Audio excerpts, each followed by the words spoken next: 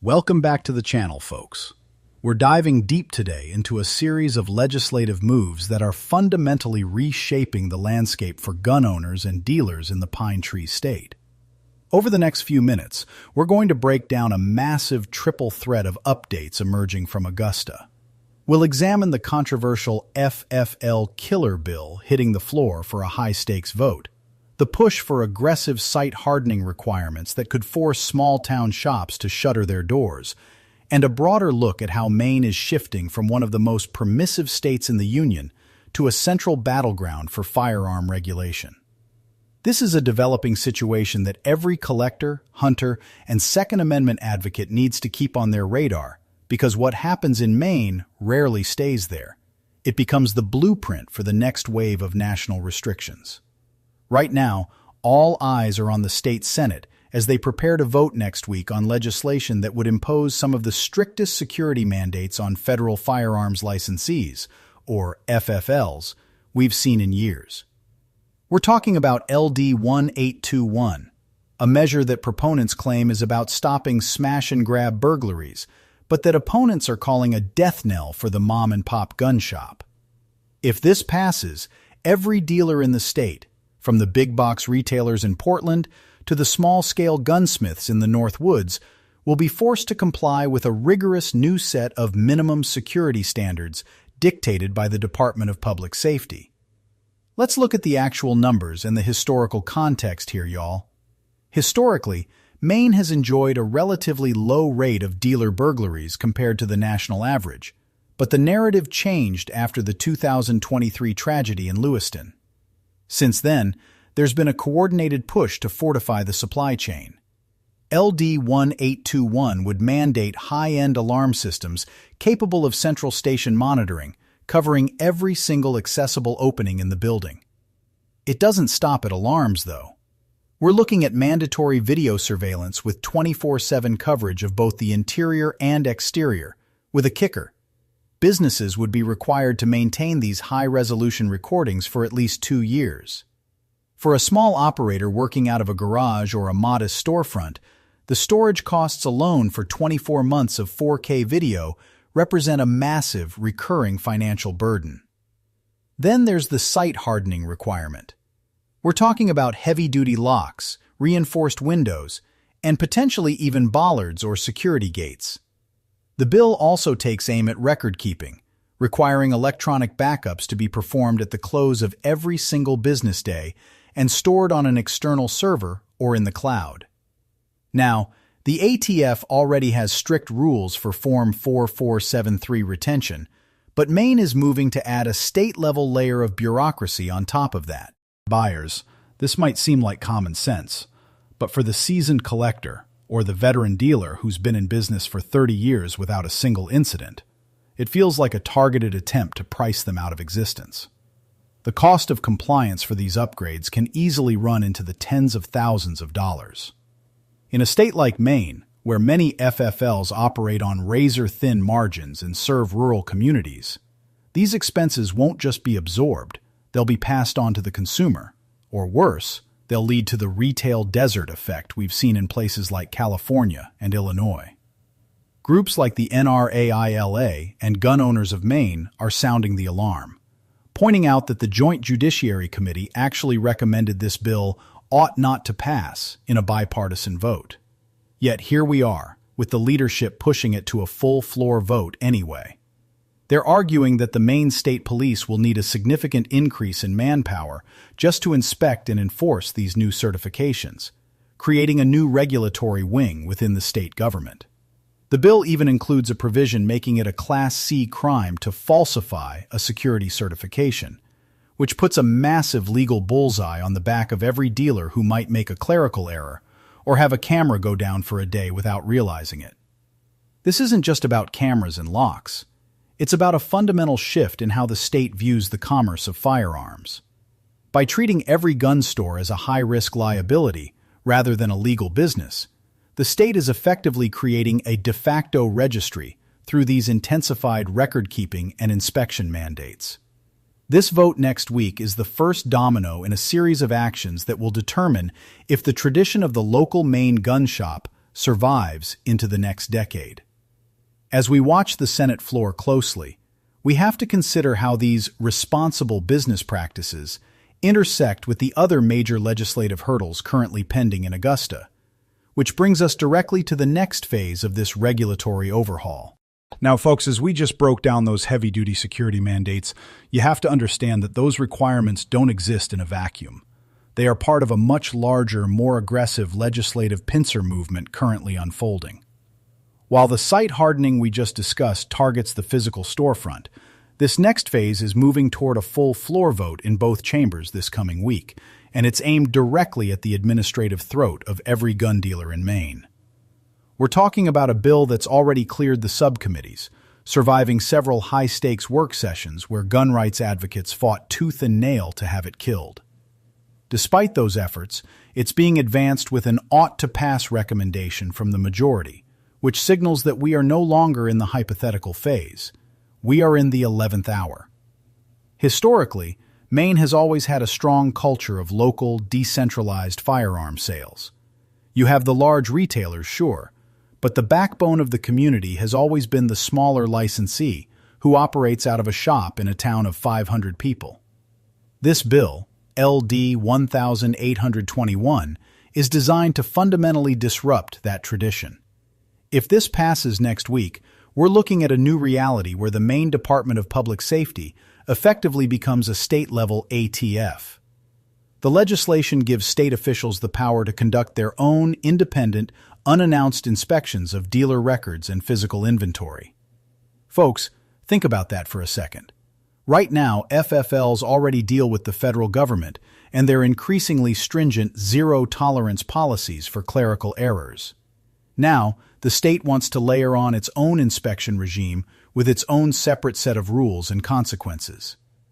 One of the most alarming aspects moving to the floor for this vote is the administrative death penalty provision. Under this proposed law, the state would have the authority to suspend or even revoke a dealer's state-level certification for any pattern of non-compliance, and the definition of that term is being left remarkably broad. We're not just talking about serious crimes like straw purchasing or failing to run a background check. We are looking at a scenario where a missing signature on a state-mandated security log or a minor error in a monthly inventory report could be used as a pretext to shut a business down. For a gunsmith or a small-time collector who maintains an FFL to facilitate their hobby and a side business, the administrative burden alone is a massive hurdle. You're talking about mandatory electronic backups of every single acquisition and disposition, A and D record, uploaded daily to a state-monitored system. Let's talk numbers here, y'all. The cost for a small business to integrate these state-mandated reporting systems, combined with the security upgrades we just discussed, is estimated to put a solid 15 to 20% of Maine's smaller dealers out of business within the first 18 months of implementation. That isn't just a loss of commerce. That's a loss of access for law-abiding citizens. If you live in a rural part of Aroostook County or the Western Mountains, and your local dealer, the person you've known for 20 years, shuts down because he can't afford the $15,000 in software and hardware upgrades this bill demands, you're now looking at a 3-hour drive just to complete a legal transfer. That is a poll tax on the Second Amendment, plain and simple. And what about the impact on first-time buyers? If you're a new gun owner, you might think, well, I want my dealer to be secure. But here's the reality. When the state adds these layers of bureaucracy, it creates a paper trail that the ATF is technically barred from creating at the federal level. By requiring dealers to maintain these records and provide them to state police upon request, without a warrant in many cases, Maine is essentially building a backdoor registry of every firearm transaction in the state. Proponents of the bill have even been quoted in committee hearings saying that this is necessary to close the gap in federal oversight. But for those of us who have been watching the national trend, it looks more like a way to squeeze the industry until it pops. As the House and Senate gear up for this vote next week, the pressure on Maine's representatives is reaching a boiling point. We've seen hundreds of pieces of testimony filed against this, from legal experts who point out the potential for Fourth Amendment violations to average citizens who just want to be left alone. Yet the momentum in Augusta seems to be ignoring the rural voices in favor of the urban push for more control at any cost. This bill represents a fundamental change in the relationship between the state and the firearm industry, moving from a model of cooperation to one of constant adversarial surveillance. The practical advice right now is for every Maine resident to be on the phone with their representatives immediately, because the margins on this vote are razor thin. If this passes, the ripple effect will change the face of the Maine gun community forever. But even if it doesn't, it's just one part of a multi-front assault that includes even more restrictive measures currently being drafted behind closed doors. All right, folks, we've arrived at the heavy hitter of the week.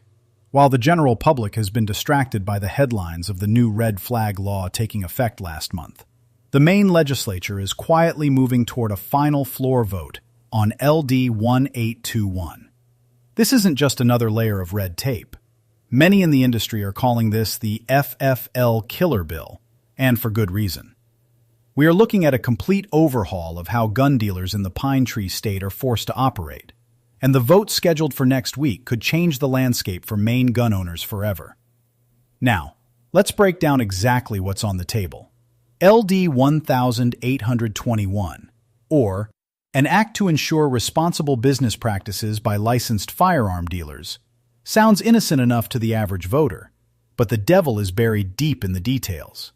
If passed, every licensee in Maine, from the big box retailers to the small-town gunsmith working out of a home shop, will be mandated to install high-end security systems. We're talking hardened sights, advanced video surveillance, and specialized storage requirements that could cost small businesses tens of thousands of dollars in upgrades. For a mom-and-pop shop that's been the cornerstone of a rural community for 30 years, that isn't just an inconvenience, it's a shutdown notice. But the hardware is only half the story. The real kicker in LD 1821 is the unfettered access clause. This bill would grant state law enforcement the power to conduct unannounced, mandatory inspections of a dealer's transaction records. Now, y'all know the ATF already does this at the federal level, but this creates a redundant, state-level regulatory scheme. Critics, including the NRA and gun owners of Maine, are sounding the alarm that this effectively builds a de facto state registry. Think about it. If the state police have the right to walk in and digitize or record every transaction log without a warrant, or even a specific criminal lead, they aren't just tracking the dealer, they're tracking you. Looking at the historical context here, this is a massive shift for Maine. For decades, this state was the gold standard for common-sense firearms culture. High ownership, low crime, and a deep-rooted respect for the Second Amendment. But ever since the tragedy in Lewiston, the legislative floodgates have opened. We've seen the 72-hour waiting period, currently tied up in the First Circuit Court of Appeals, the ban on undetectable firearms, and now this. Proponents of the bill point to Everytown research data claiming Maine is a source for crime guns across the Northeast, but they often gloss over the fact that Maine's time-to-crime stats, the duration between a legal sale and a gun being recovered at a crime scene, remain some of the longest in the country. This suggests that the problem isn't the local dealers. It's the criminals who eventually acquire these tools years later. For first-time buyers and collectors, the impact is immediate. Increased compliance costs for dealers always get passed down to the consumer. Expect higher transfer fees, higher prices on the rack, and a significant decrease in the number of local shops available to service your gear. If you're a gunsmith, these regulations might even prevent you from taking in a customer's firearm for a simple repair, unless you meet the same hardened facility standards as a major warehouse.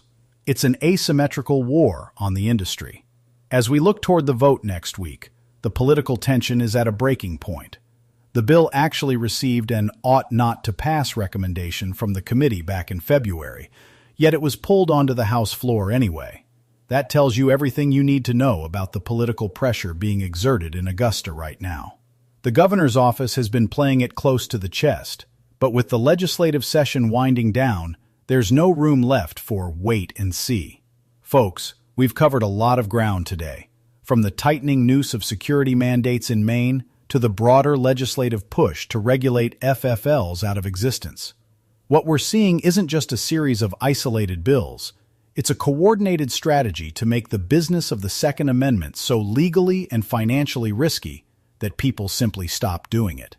Whether it's the 72-hour wait or these new site hardening requirements, the goal is the same: friction. They want to make it harder for you to buy, harder for shops to sell, and easier for the state to watch it all happen. The practical advice right now for my Maine folks is simple: get on the phone. Your representatives need to hear that you understand exactly what LD 1821 does, that it's a redundant, costly, and invasive overreach that targets law-abiding businesses while doing nothing to stop the actual criminals. We'll be watching the vote tally next week like a hawk, and you can bet this channel will be the first to break down what the final result means for your rights. If you appreciate this kind of deep dive analysis and want to stay ahead of the curve on the laws that affect your life, do me a favor. Hit that subscribe button and turn on the notifications. We don't just read the headlines here. We read the fine print that the politicians hope you'll ignore. Drop a comment below. How are these Maine laws affecting your local shop? I want to hear the boots-on-the-ground perspective. Stay vigilant, stay informed, and as always, stay safe out there. I'll see y'all in the next one.